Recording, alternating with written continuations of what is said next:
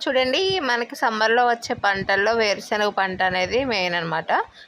ఇదంతా వేరుశనగ పంట. మా రేషుగాడు వెళ్ళి పీకడానికి ట్రై చేస్తుంది, పాపం దానికి రాలేదు.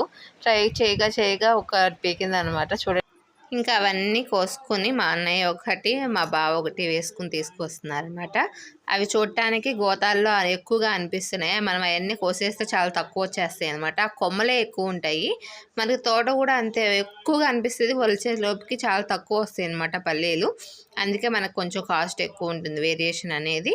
చూడండి, ఊరు నుంచి అన్నయ్య కారు వేసుకుని వెళ్ళి ఇవన్నీ తీసుకొచ్చాడు. మాకు ఇష్టం అని చెప్పి పిల్లలు, మా అక్క వాళ్ళ పిల్లలు సమ్మర్ క్యాంప్ హాలిడేస్ అని చెప్పి వచ్చారనమాట ఊరు. ఇంకా వాళ్ళు ఎంజాయ్ చేస్తున్నారు ఫుల్ అయితే. ఇంకా కొమ్మల నుంచి కాయలు అందరం కూర్చుని సరదాగా ఒలిచేసామన్నమాట.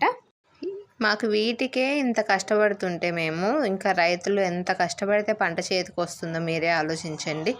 ఇంకా మంచిగా వాటిని అన్నిటిని కడిగే